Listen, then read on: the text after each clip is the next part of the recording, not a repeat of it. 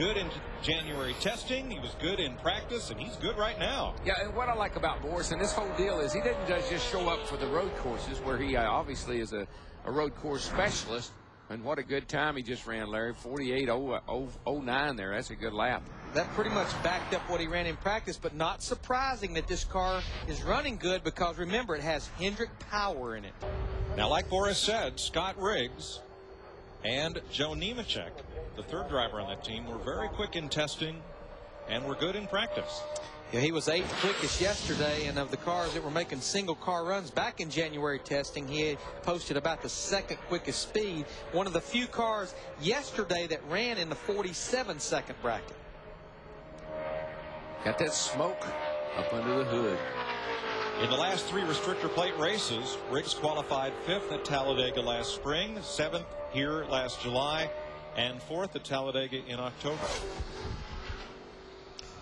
And Darrell, we've been noticing that car is solid white on the nose. There is no opening going in to cool the radiator. And the Hendrick power plants seem to be the few teams that can do that, because NASCAR took the big water tanks away, the extra water capacity, and a lot of the teams are fearful. Once you start getting over 230 degrees with water, the power actually starts to fall away. But they have figured out how to tape those noses solid, which helps the speed down the straightaways. I think that's an area that they've really concentrated on, not only aerodynamically, but from a performance standpoint as well, Larry. They have worked really hard on cooling systems.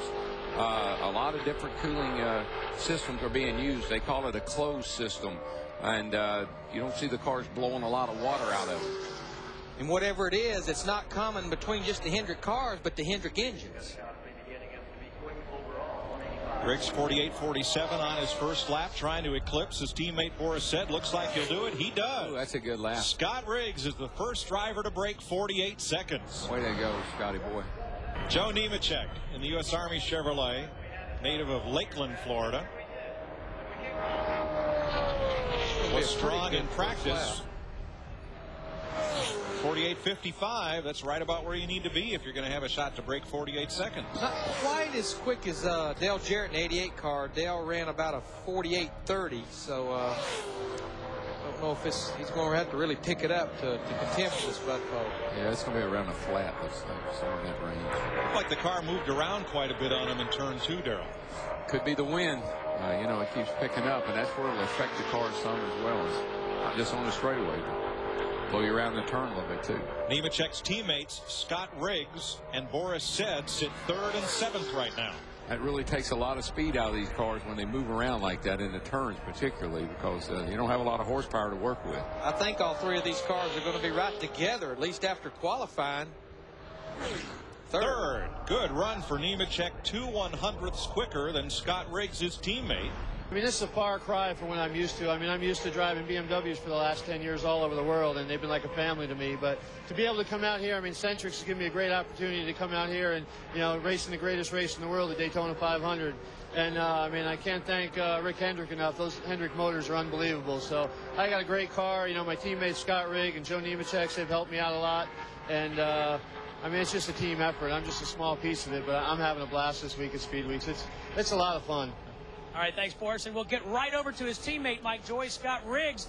Now, I understand your team spent 14 days in the wind tunnel in the offseason between your 3 cars and your other teammate, Joe Nemechek. A lot of preparation. Scott, is paying off. It is. They did a great job. Everybody back at the shop, Big Mike and all the guys in the fab shop, keep building, turning out great race cars. And our downforce stuff's even better. And, of course, our Speedway program's getting better and better. And just can't say enough for all the guys on the Valvoline Chevrolet.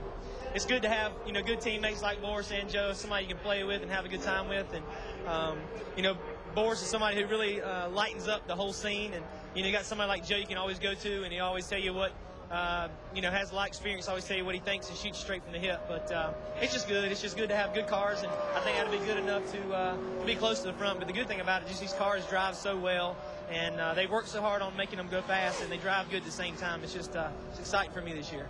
Good luck, Scott. Thank you.